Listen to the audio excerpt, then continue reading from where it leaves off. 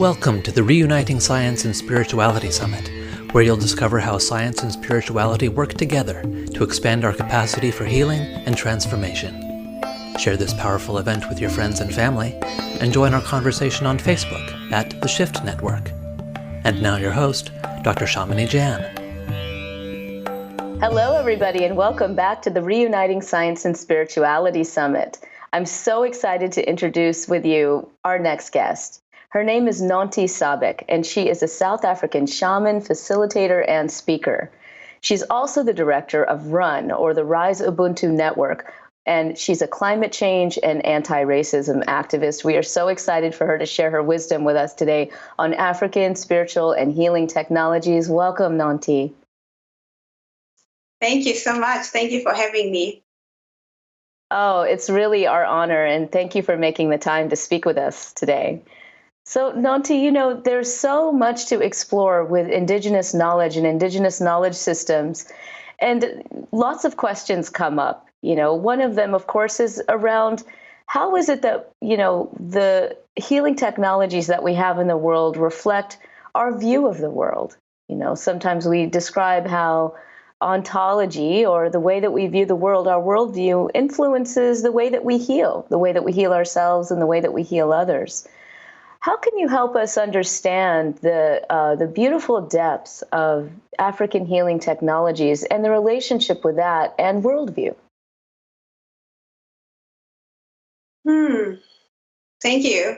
Thank you so much for this opportunity and allowing me to share the Indigenous wisdom of my people. My name is Nonty Sabic, and I am from South Africa.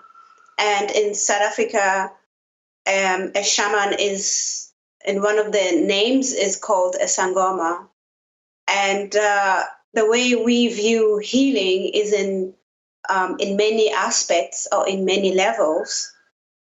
Yet there is the main connection into how we see ourselves and how we see the process of healing. It's very much embedded into the spirit of community. So it really starts with the understanding that you are born into an ecosystem. You belong to your village, and your village belongs to you.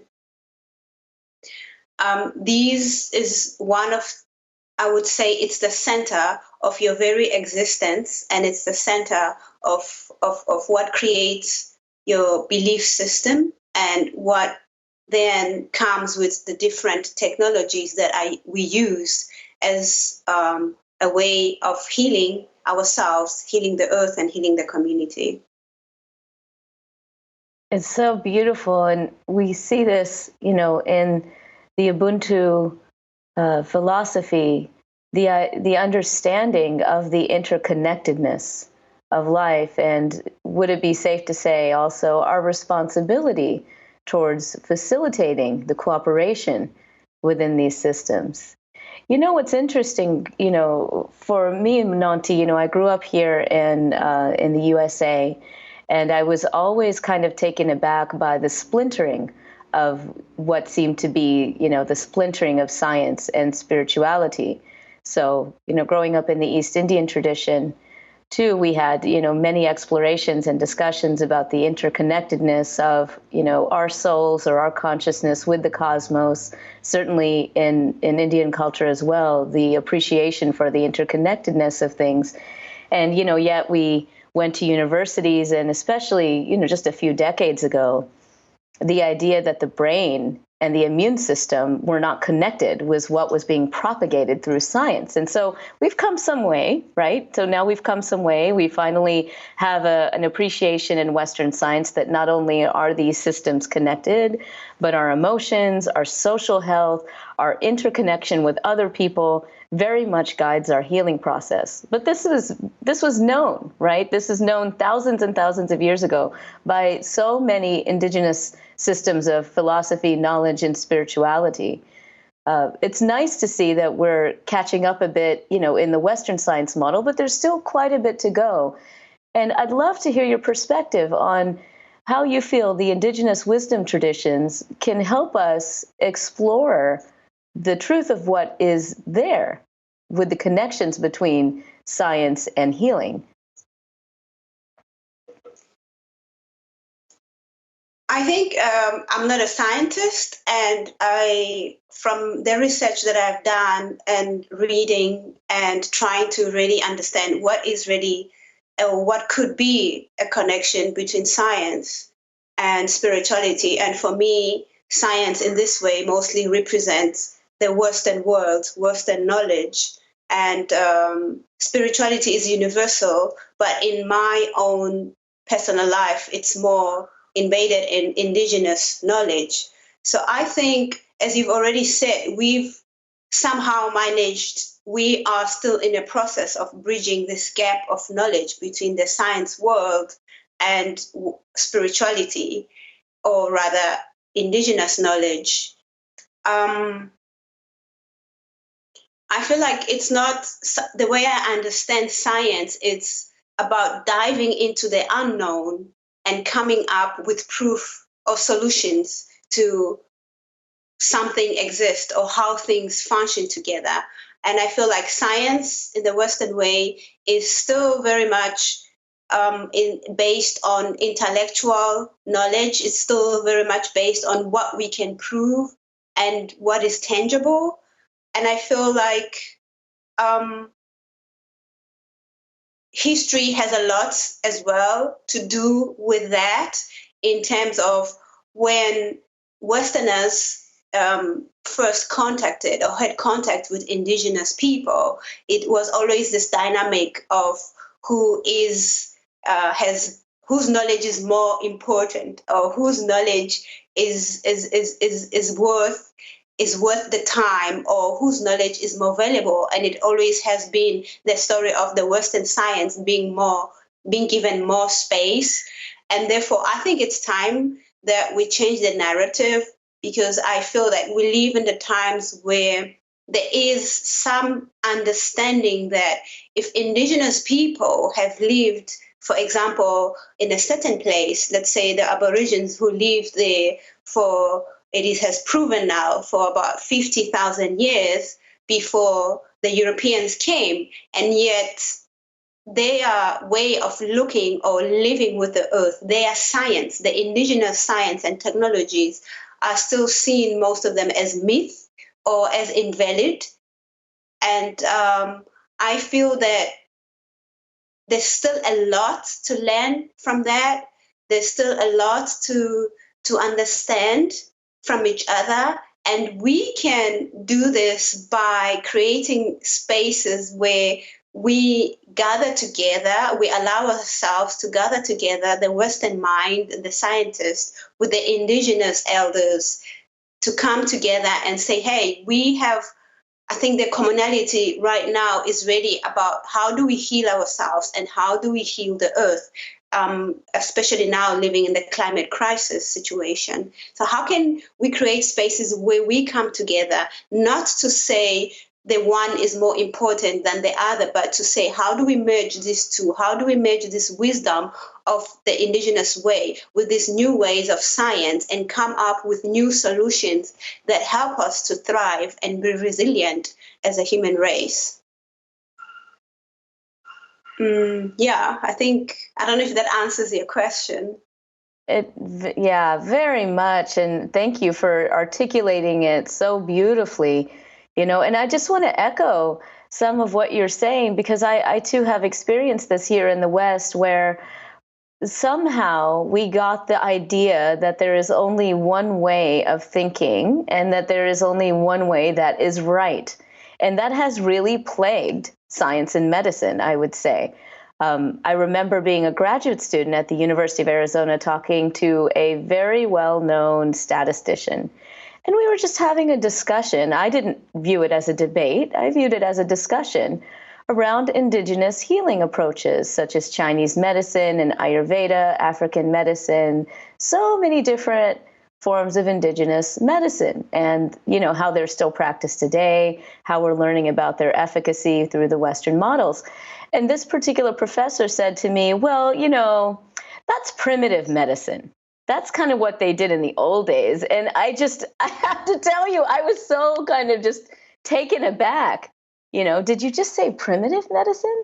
And I was so incensed actually that I was ready to write this whole paper on, monocultural ethnocentrism and its effects in medicine today, because we really do see that. And there are several people in integrative, what is called here in the US, integrative medicine field that are calling out the impacts of colonization on the way that we practice medicine.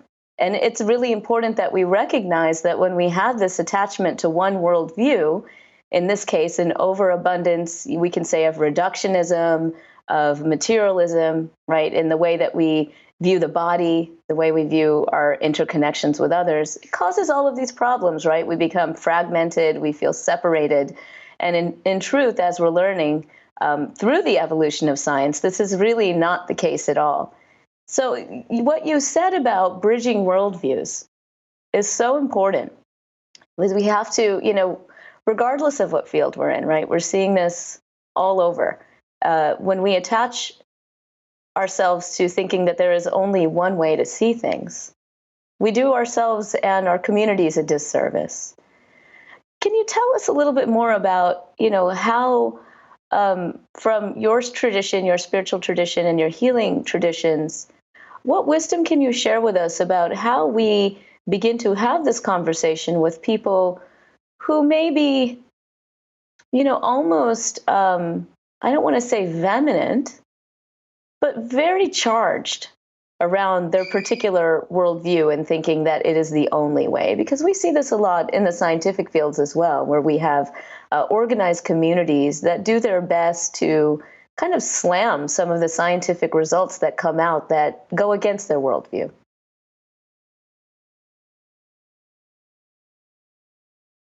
I think it goes back to, again, a sense of who has the power. Sometimes I feel like it's not a secret, as you've already mentioned, that colonialism was actually also came with a way of making the Western science more important. And as we understand now that everything functions together, the ecological, the cultural, the spiritual, the way of the body, how the body works is similar to how the earth itself works. Everything is interconnected. Yet you still do find people who feel like this does not make sense and this is not logic, and who feel strong that we need to find and prove things and have tangible ways of proving things. And unless it's not proven in a certain way by certain people, therefore it has no value. But I feel like if you enter in such spaces where people feel so strongly about their beliefs, so strongly about what they can prove or they cannot prove, this is a space where it doesn't call for debate, but for me, it's a sense of it calls for listening and compassion. And this is also one of the sciences of indigenous knowledge, that you can exist in the same space with somebody that disagrees with you. So it's not about how much do we disagree, and it's not about who's right and who is wrong. It's about the understanding and having the high spiritual emotional intelligence of being able to create that space to listen to the other person, to listen to what view or what knowledge do they bring, and how can this knowledge implement or rather work together with the knowledge that you already have. And for me, it's the basis of science really, I believe strongly, should be about making this world a better place to be. So the goal shouldn't be about proving what's wrong or what's right. The goal of science, at least what I sense or what I truly believe or what I was taught in the indigenous way, is that it's based on making this world a better place and making life easy for the inhabitants of this earth, and never to forget that we belong to the ecosystem. So if people get in the sense of wanting to be correct, I feel like this is when we are already creating a sense of separateness. So if an individual still feels that their point of view is separate or their point of view is right, therefore, for me, it's a sense of this person still feels separated from the holistic way of viewing things. And healing needs to be done. The person needs to somehow be gently brought back into the mind of the collective, the mind of we are one, we are whole, and the whole system, the universe, the cosmos is functioning as a whole system. There is no separation. Yeah, I just wouldn't even encourage debate in that level. I would really encourage a sense of compassion and listening. That's so beautiful, Nonty. Thank you. So wise and so wonderfully stated that, when we are able to align on a common value, which ideally is making the world better, right? If our focused intentions are aligned, then we can begin to bring in a feeling of connection and community and have compassion for those who may still be feeling a strong sense of separateness and fear, right? That goes along with that. So, so beautifully stated, and and so vital, so important. So I know that you feel, of course, that, not only has Indigenous knowledge proven to be science worthy, so to speak, it has a lot to offer, right? There's a lot to offer in the basis of Indigenous knowledge and the way that it can help us understand who we truly are, how we can heal ourselves, and how we can heal others. And I would love to hear more on your perspective on that, particularly from the traditions that you come from. There are some particular core principles we've mentioned, the interconnectedness of all of things. Are there particular practices that are done that kind of bring us closer to realizing the reality of our interconnection? I think from my culture, there's so many examples of science, of understanding science, and there's so many examples of reminding us of who we are, reminding us not only just as a human race, but as a species, as a whole, of what is our role in this planet and how we should be, or how we should be coexisting with everything that is in this planet. And one of the examples I can just think of right now is the usage of medicinal plants, which is also one of the technologies that we've had this for thousands of years. Particularly in South Africa, we have different species of plants that are used for different types of illnesses of the body, which only in the past few years that scientists have also started to show interest in them, plants that are in supporting or in helping, in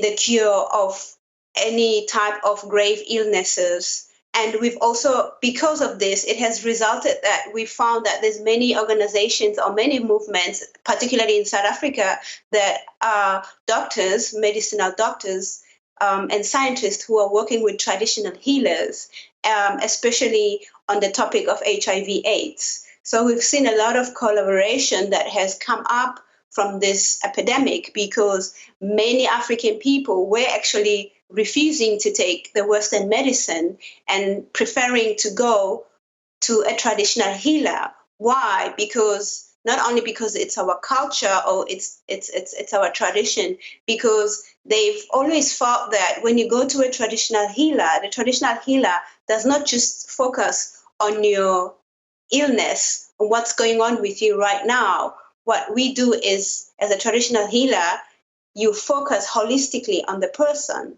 So you try to understand the whole person, how the person lives, the family system of the person, the connection of the person with their ancestors. What traumas or what memories does the person have in their cellular memory that could be also facilitating the person's illness, whether it is physical, whether it is mental. But we believe that your cells carry memory, and they carry the songs and the memories of your ancestors. They carry the traumas and the joys of your ancestors. And where there is trauma, there's a possibility that you bring forth illness. And therefore, this is a sense of when a person goes to a traditional healer, they feel heard, they feel taken care of, and they feel seen, and they feel like a part of the whole. Well, hence, if they have to go to a medical doctor who just doesn't look deeper to the person usually and will just prescribe medicine without actually trying to understand the emotional status of what the person is, the family background, where do they come from, what is their belief system, how do they eat, how do they think. But as I've already said, that there are some kind of movements, organizations that are doing what they can to bridge the gap between the science and the traditional healing. This is just one of the examples that I feel that show clearly that there could be a coexistence between the science and the traditional healing. And also one of the things that I just remember this morning, that when I was going through my apprentice as a twasa is when you are staying at your mentor's house and you are going there to be taught, or rather say to be polished, to take your journey and your responsibility as a shaman in your community, is that one of the things is we were not allowed to eat fish.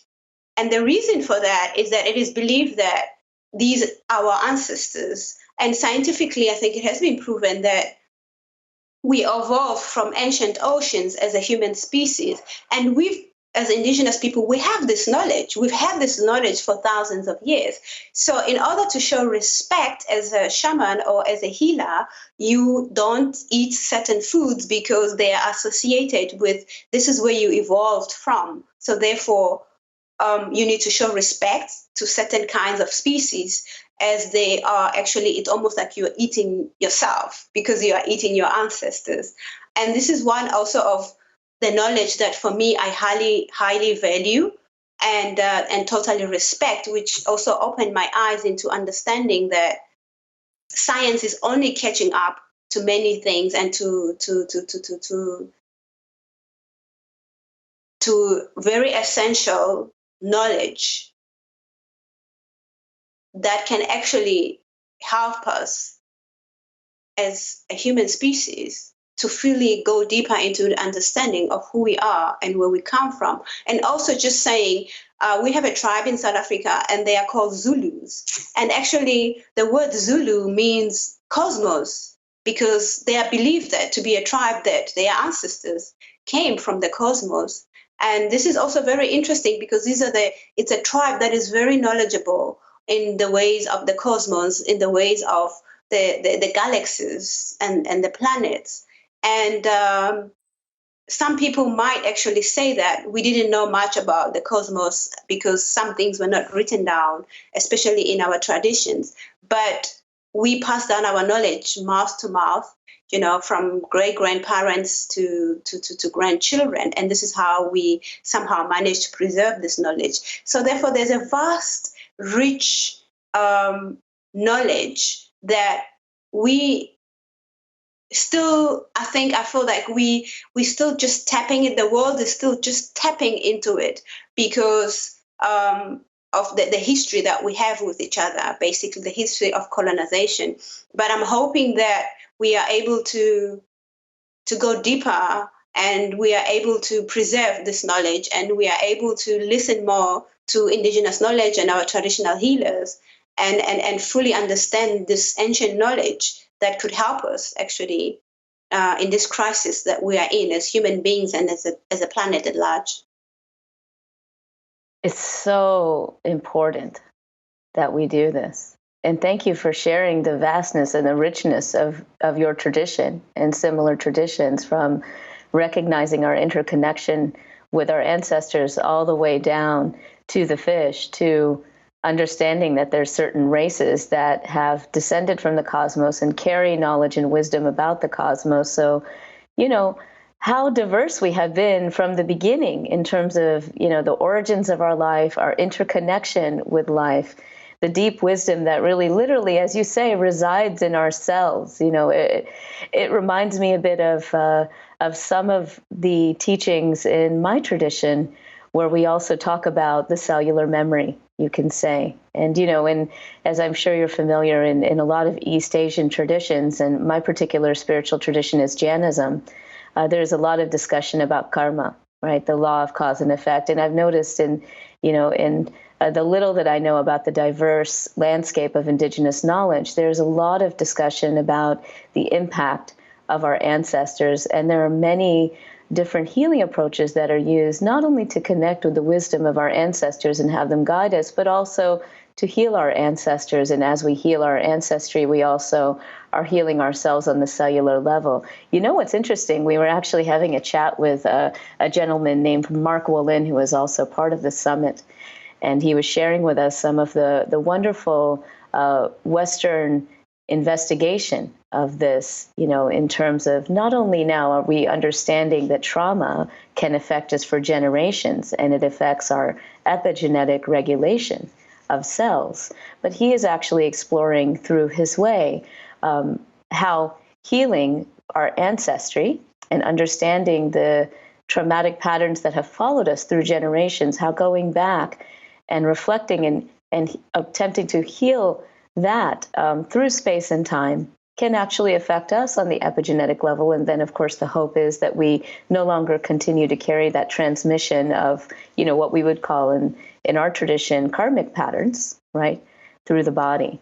So, yes, indeed, we can only hope that the more that we are able to connect with indigenous wisdom holders such as yourself and others from diverse traditions, we can really even more widely and vastly expand our knowledge. As you know, today there is much suffering in the world, much suffering of the people in our world. It's estimated that by 2020, I believe, or 2025, depression will be the single most global health epidemic in the world. Something that, as you know, we would consider completely healable. And yet it's just a reflection of the state of our world, right? Because when we're interconnected with the world, all of these things are happening to our planet, to our earth, to our people. How would we not feel depressed? It's a very large global issue that we're facing. And I believe, like you, that the way forward is really to come together. And the coming together is part of the healing itself, is it not? Because we've been splintered as a human global society for so long. Yes. Yeah, thank you. I totally agree. I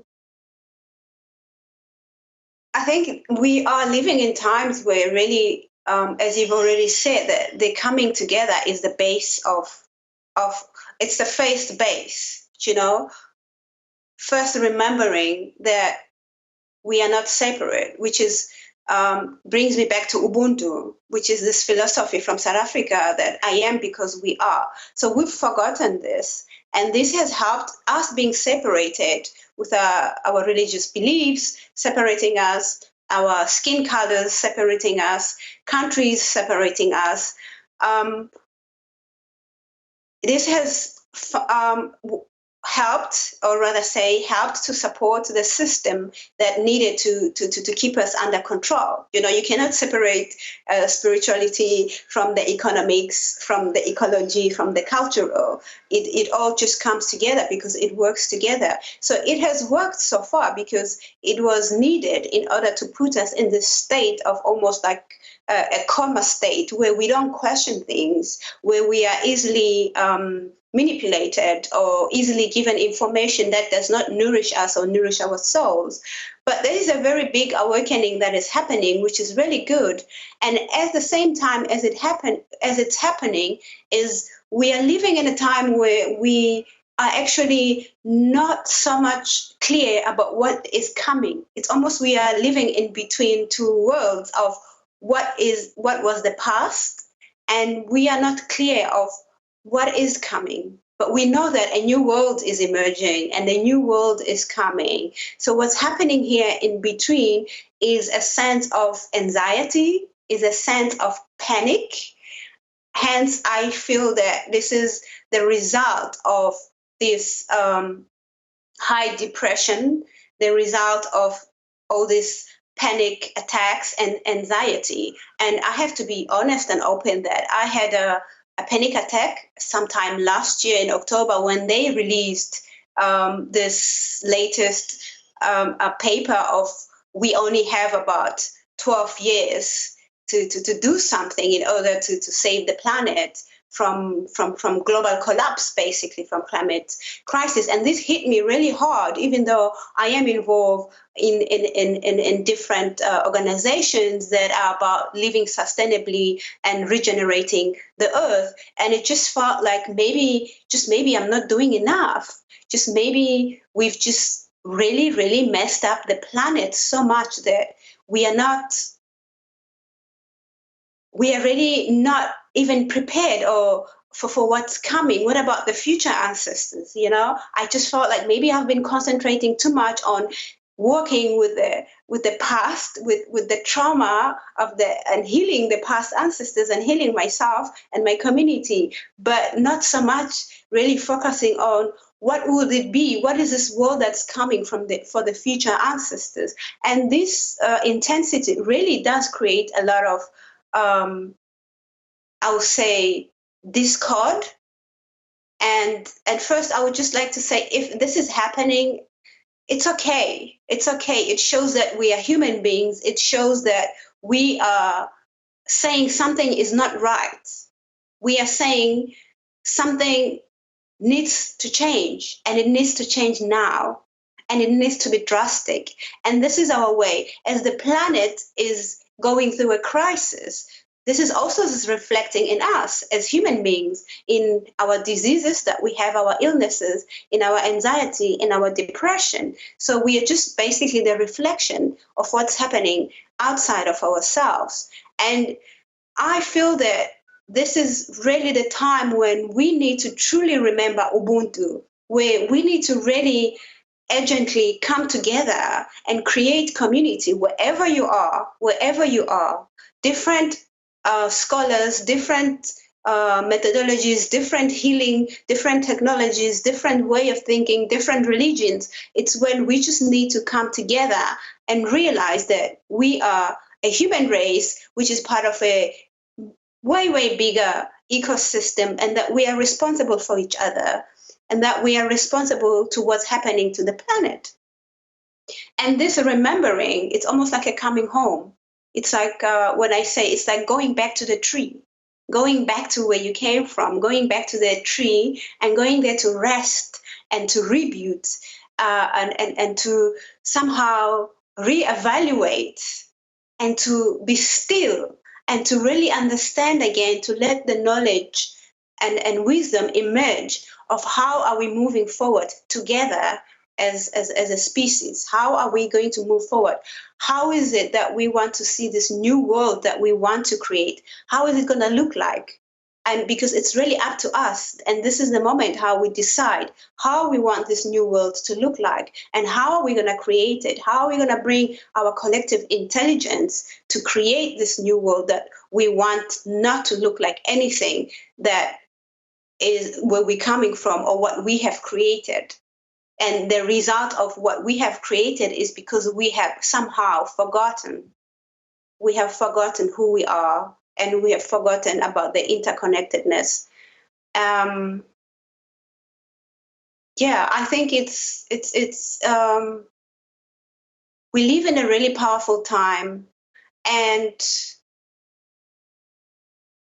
it's a time of where we need to really have deeper compassion for ourselves, deeper compassion for each other, for our communities, have compassion, respect, and understanding of how the whole universe functions, and go back to the basic simplicity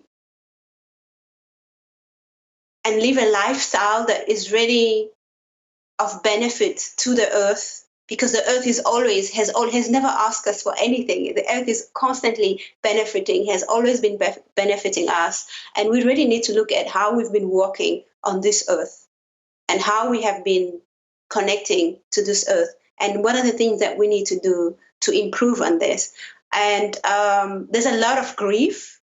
There's a lot of grief going on right now. And it's okay. It's okay to take this moment. It's not about rushing into solutions. And I think this is one of the reasons also there's so much anxiety and there's so much depression, is because the Western mind is very solution orientated. And maybe at this moment, it's about grief. It's about just stopping and pausing and looking deeper into what have we done? How did we get where we are? What are the good things that we did, and what are the things that were not so great that we did? And allow ourselves to be vulnerable, and allow ourselves to grieve. And from this grieving and from this healing together, then the collective intelligence is able to bring up a new way of existing and of coexisting together. And for me, this is what I call Ubuntu, and going back to the times of the tree or the times of the circle, where we just sat around the fire and let the elements speak to us and share the wisdom of what is the way forward. Yeah. So beautiful. Yes. And I just want to thank you also for sharing, your personal experience, because I think it's important that all of us recognize, we're going to have these, and we're in a healing crisis, right? Collectively, we're in a healing crisis. And because we feel what is happening deeply within us, it can even cause us to question ourselves, and I love that you raise the issue of questioning yourself. Am I focusing too much on healing my ancestors? Am I focusing too much on my little community as opposed to the world? And yet I think you gave us the answer right then and there, that we must go through our healing crisis. We must allow ourselves to unearth all of the patterning that has put us here in the first place. So going back and doing that work, healing our ancestors, healing ourselves, and looking forward is all part of the process. And you said so beautifully and eloquently that coming together in community and going back to the earth and asking her for answers and guidance once we are also doing our clearing process, right? It's all part of it. It's all of that is the way forward. So, often we can just sort of get, as you say, in our minds and get solution oriented and, I must I must do something. But if we're not feeling and we're not letting go of the old, then we would step into the same kind of thinking that created the mess in the first place, right? So we have to sort of clear all of that to understand and listen to the way forward. It's so important. Yeah. So tell me about what inspires you the most moving forward, at this time. Obviously, community is so important. Community is nurturing. Spiritual practice is nurturing. Connecting with the earth is nurturing and helps us be wise in our next steps. Are there any other pieces of advice or inspiration that you draw upon at this time as you move forward with your work that might also help us as we also traverse our path forward?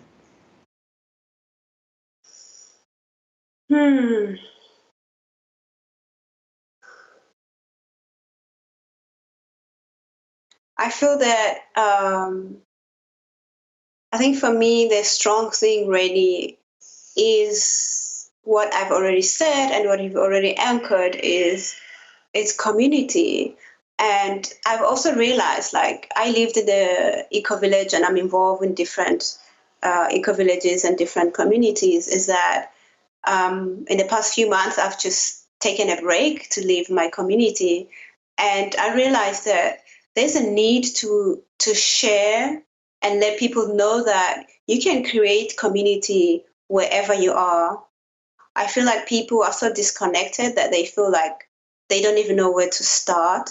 And for me, that is just the start of everything, where you gather with people that can support you, when you gather with like-minded people that can share with you, that together you can have this, create this vision and values of how to move forward in making this world a better place. And from these nuclear groups, we can all just start connecting with each other. And from that, just create this huge network of global citizens who are awake and want to bring about positive change and want to bring about a beautiful, powerful, spiritual, or whether it is economical, but a different way of living, a different way of doing economics, a different way of relating to the earth, a different way of cultural sharing with each other. So for me, the advice really would be that it would be connect with somebody, connect with your neighbors, connect with already existing organizations. If something that is you feel you want to share, or you have a wisdom and there's no space to do that, create the space and call other people that you can share this knowledge together. Let's gather together as people. Let's create this culture of gathering together, of sharing knowledge with each other, of laughing with each other, of saying sawubona, which is a Zulu word, which means it's a greeting, which means I see you. You know, let's do that. Let's just create the spaces where we are able to stop and look at each other and say sawubona.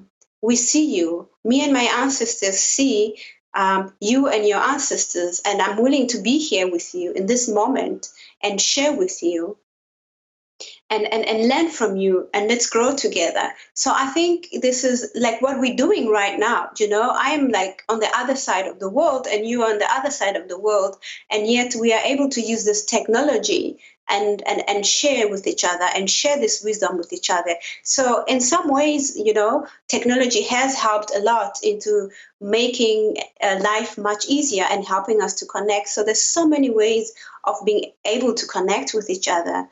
And as well as really not forgetting your own personal spiritual practice, whatever that may be. It could be just taking a walk, you know, it could be whatever you believe in that gives you sanity, that gives you a peace of mind, that makes you remember that you matter as a human being, and you are part of this huge plan, you know, that is greater than you, that is your brain cannot even begin to comprehend. And just being kind to yourself, being kind to each other, being kind to the four-leggeds, being kind to the elements, being kind to the rivers and to the water, and treating everything with respect and treating everything and everyone with love.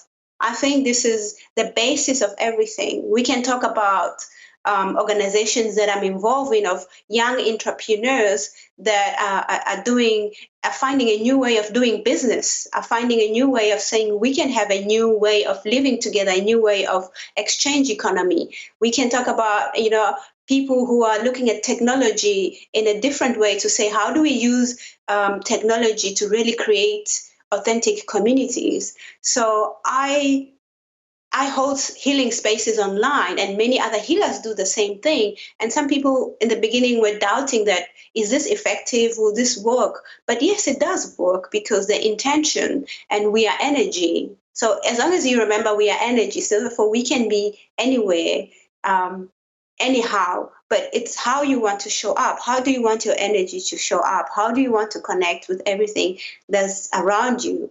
It's what's important. So really, my advice would be have a deep connection with everything around you, an authentic, deep connection, a space of authenticity, a space of love. Let's teach each other values that are for building us, are for creating this beautiful new world together. Let's teach our children values that are for building this earth, this cosmos, each other as human beings. And let that be the main focus of who we are, to have this really values of love, values of compassion, values of Sawubona, values of Ubuntu, values of seeing each other. And from this, values of healing each other, have a value of I want to love, I want to have compassion, I want to heal, and I want this energy of love and healing and compassion that I am vibrating to spread to everybody that comes into my life. I think this is the basis really of everything. The basis of everything is love and compassion. And we need to really remind ourselves of this. We need to teach each other this. We need to teach our children this. No matter how much we advance in technology and in many other things, but basic values are really important. The other day I met Adeyo Resi, who is the founder of a huge organization which is called Founders. I think it's Founders. And Adeyo Resi, I was expecting him to come in and give a speech about what do you do as an entrepreneur? How do you get in investments? And you might wonder, what is a shaman doing in spaces like that? It's because I do understand that the world is made out of these 4 dimensions, as I've already mentioned before, which is the economy, the cultural, and the spiritual, and the ecological. And he just said, we need to, as leaders, as tomorrow's leaders, before we do anything else, we just need to connect with our traumas and learn to heal our traumas so that we don't bring them into our working spaces. We don't bring them, if you know you're going to be a leader, you're going to be influential, work on your traumas so that you are able to bring forth love in everything that you do. And for me, that made me feel like, I think we are in the right place. I think there's a lot of people who are waking up into what needs to be done and what is possible. Yeah. Yes, and the first is to lead with love, right? To lead with love, which I thank you, because I feel that you exemplify that so much in your being and in the discussions that we've had today. And I want to thank you for all the wonderful work you're doing and for taking this time with us to share your wisdom, your views, your advice on moving forward as a collective family. It's so vital. And I'm so grateful, Nonty. Thank you so much. And for those who would like to learn more about you and, connect with you further, what are the best ways to do that? Well, you can find me. We have, I founded this organization with a friend of mine, which is Rise Ubuntu Network. And we have a website, which is www.risecircle.org. And also I have a website, which is www.nontycharitysabic.com. And I have also an email, which is nontys@gmail.com. And you can find me online and on social media. I'm also involved with the United Religions Initiative, which is the URI.org. And and this is how people can get hold of me and write to me if they have any questions or they want to work together, to collaborate, to create community and grow together and hold spaces together. And our recent project actually is about privilege and diversity within the social movements, and how can we bridge the gap between people of color, indigenous people, and Black people, and middle class white, if I have to say, people, on how we can bridge this gap, that we come together and be able to create this new world together. And there has been a lot of healing that's been happening around that topic, which can be a very uncomfortable and painful topic, but we need to talk about it and we need to heal that, because it's part of the trauma and part of what's separating us. And thank you so much to the Shift Network for inviting me. Yes, thank you. And thanks to the Shift Network as well. They have been doing an amazing job on this summit. Oh, well, Nonty, thank you so much for your time, and blessings to you and all your community and the work that you're doing, that we all do. May this wisdom be received in the best and the highest for all humankind and for the planet and all of its inhabitants. Thank you so much. Thank you. Thank you for joining us for the Reuniting Science and Spirituality Summit, brought to you by the Shift Network. You can add every teaching and transcript to your personal library by visiting reuniting-science-and-spirituality.com/upgrade. To learn more about awakening to your full potential and together co-creating a world that works for all, visit theshiftnetwork.com.